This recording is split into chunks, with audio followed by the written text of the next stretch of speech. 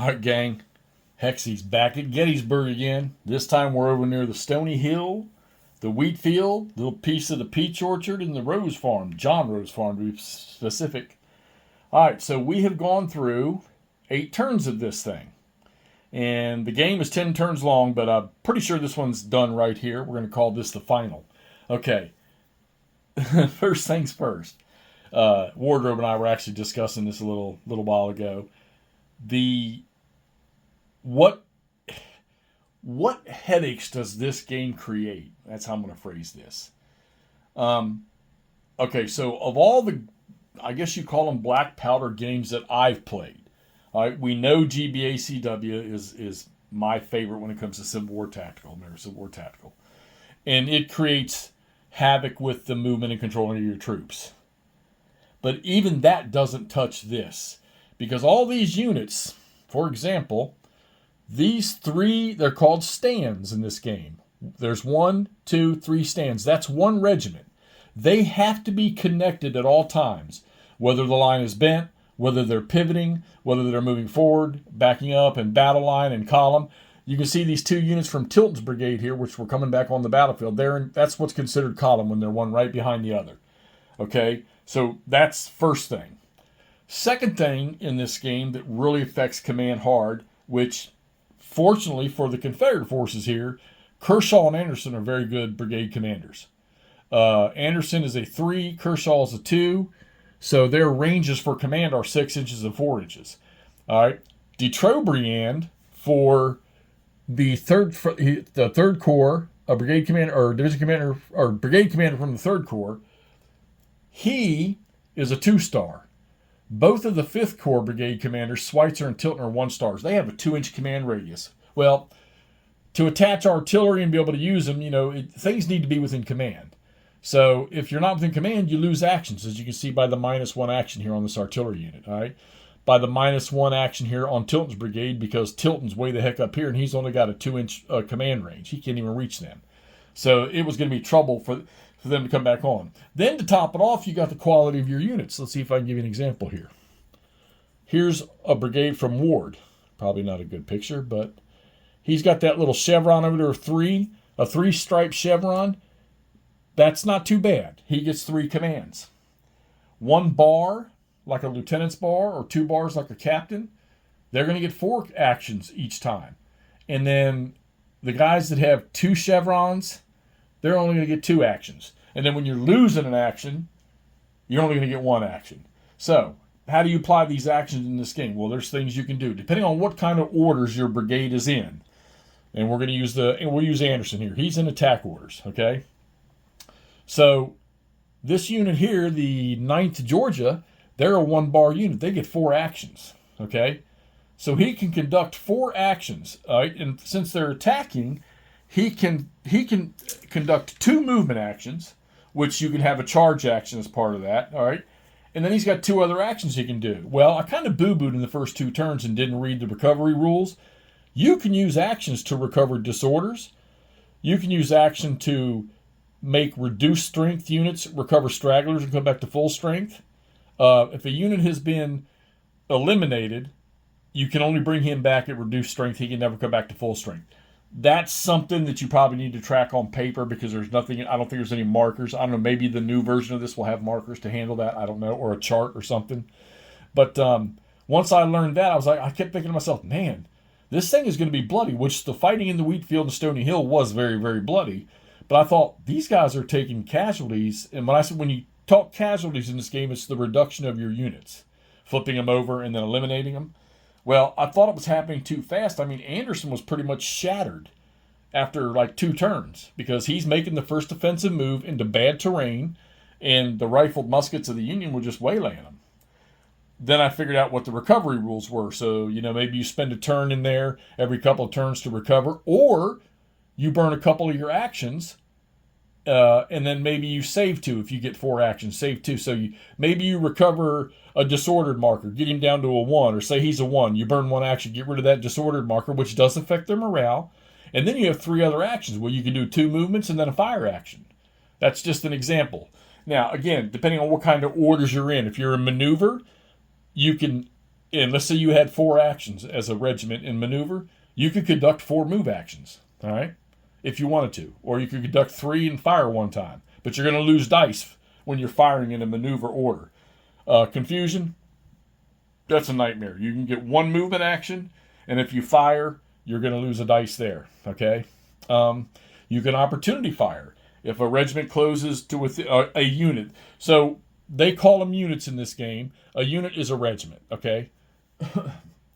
Because a regiment may be reduced or pieces, a stand may be eliminated, they refer to them as units.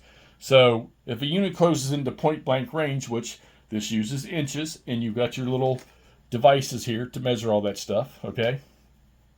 They can opportunity fire, but you're going to lose one of your fire dice when you do opportunity fire. Or they could let that unit close, let the unit shoot at them, and then return fire, and then you don't lose that 1 dice. Problem with that is, you might get chased off before you get a chance to fire. All right. Charge in this game is another cool one. Charge is a movement. It's like a movement action. If you can reach a unit that's within 3 inches, you can charge them, and then you do a bayonet charge, or you do bayonet combat, which is close quarters combat, and that goes back and forth until somebody runs away or somebody's eliminated. Okay, and then the winning force who's left there. He'll move into the ground that the unit he just defeated ran away from, and that's actually what happened here with the stony hill here. So, yeah, what a great mix. And then you got cards to throw in this thing where sniper fire, amazingly enough, excuse me, things that can affect your fire combat, things that can affect the opponent's fire combat, things that affect the opponent's when a brigade tries to change its orders. And if your opponent has a card that could affect that, you can play that card right before he rolls for his orders change, and it might just screw him completely up. Of course, the Union commanders, their command rating is so bad anyhow, for them to change orders, they have to roll way better than the Confederate commanders do in this game to get their orders changed. You can see there's a confusion marker sitting right there. And he tried to roll out of a defend and into so he could get into something else, and he rolled a 1 and then up in a state of confusion. Morale, big thing on the morale table here. I like it. I love the morale table in this thing here. You can see it right here. It tells you what things, where you start with your 2d6, and then you have all these modifiers down here and down here, depending on what kind of state you're in, whether you were being fired on from the flank or whether you're being charged through the flank, or how many units you got reduced, how many units you got eliminated, affected all of that, okay? So, now, how did this game turn out? Interesting, because you know me, a lot of times I like to play games with not looking at the reinforcement arrival. Okay, so I looked at the rules to see, because I wanted to know when does Kershaw arrive, and they don't have it listed on the game track, so you got to look in the book. And he starts with the option to arrive on turn 3, but you got to roll a dice. It's a kind of a random arrival. He might be delayed. Well, he was. He was delayed on turns 3, 4, and he finally came in on 5. That's when I went and looked and see where he arrived at. Well, if you remember, if you look at the progression maps, you'll notice that the Union line was literally along like this. Kershaw could come in anywhere from this corner 6 inches up this side of the map. So he came in, look at the progression maps, and he just crushed the right side of Detroit, then right into Tilton, and a couple turns later, look where he's sitting, and he's exited 3 regiments right there off the map, and that's victory points. Okay, so you guys, okay, a lot of us out there like to play the big monster games that, not a whole lot can sit them up and leave them on the table for weeks and months on end. I'm one of those that I can, and I know there's a bunch out there that can. This game here, and don't let this scare anybody away, because I'll explain what I mean by when I say that this little one-map game is a monster game, because of the things that you have to control. Now, believe me, as each turn went by, everything I was doing got quicker and quicker and quicker, because you start to soak in the rules. But this game, first off, the map's beautiful. It's a Rick Barber map, all right? It's easy to delineate what your terrain is. Hexy, Wardrobe and I were talking about this a few minutes ago. I don't have problems with elevation. I get it. I do mapping for a living, so I understand. I don't have any issues with it. They also produce visibility ranges on a chart, on your two little charts that you have, which those two little charts, they look like they're all cluttered together, but they're amazing. They pretty much cover everything in the game. Rocky Woods, your visibility through there is only 1 inch. So if you have a unit that's within 1 inch of you in Rocky Woods, you're going to be able to see him and shoot at him. But if he's outside of that 1 inch, you're not going to be able to shoot that guy because these Rocky Woods are going to block your line of sight to him. All right. Elevation, uphill, downhill. You have cards that can give you pluses to shooting downhill at a unit. You can easily shoot over top of units with your artillery sitting back here on the higher ground where they were able to shoot at Anderson's Bend, which I never got a bunch of firing out of the artillery because I just never had them in the right position.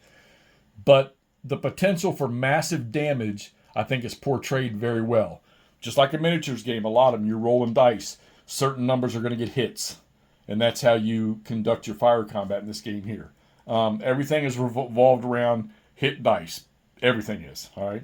So it's just like playing a miniatures game. The only thing is you're playing with cardboard counters on a paper map, but you're using measurements to move and to pivot and to fire and to charge and to withdraw and whatnot. So fun game.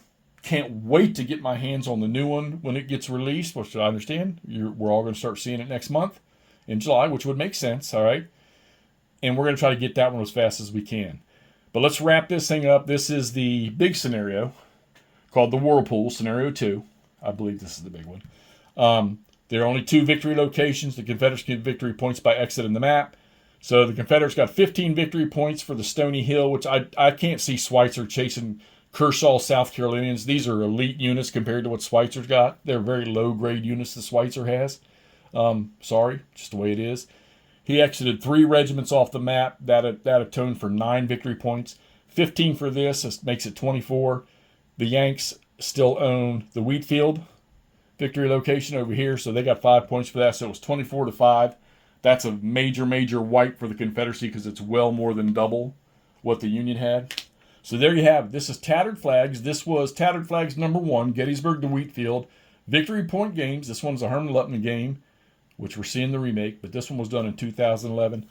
I enjoyed this. If you guys got this thing hiding somewhere, get it out and give it a spin. You don't have to play this scenario. There's 2 or 3 other ones you can look at and play, maybe a little bit smaller. And another thing I noticed about this game, too, because I remember Second Corps being involved in this fight, because the Wheatfield was one of those things that kind of went back and forth quite a bit during that evening. And I know that pretty much all of, was it 1st Division? Was it Caldwell, I think, of the Second Corps with Zook and Cross and Kelly and all them? All wrapped up in this fight in the Wheatfield. That's not even part of this game here. So this little scenario, this little map, I can think of 3 or 4 different fights that you could scenario out just on this little piece of map. And like I say, they've got 2 or 3 or 4 scenarios in here as it is now. All right. Again, if you got it, get it out, give it a whirl. I think, yeah, okay, so this was the first go-round. I guess Hermann took with this. I'm sure now, I think he's working with Ryan Heilman. I could be wrong. If I'm wrong, I'm sorry. But I know the rules are going to have some modifications. There's a few little rough spots in there with leaders that, yeah, not that big a deal, but they could have been cleared up, and I'm sure they're going to be in the next one here. But get this thing out. This is a gem that people need to play. Card-assisted stuff, I guess that's what you call it. It's not card-driven, it's card-assisted. But just a blast to play. Command system, and it's great. So, all right, Tattered Flags, Gettysburg to Wheatfield. Let's get this episode and we'll see how that ended. And look out. July 3rd, video is going to be coming soon, too. Talk to you later.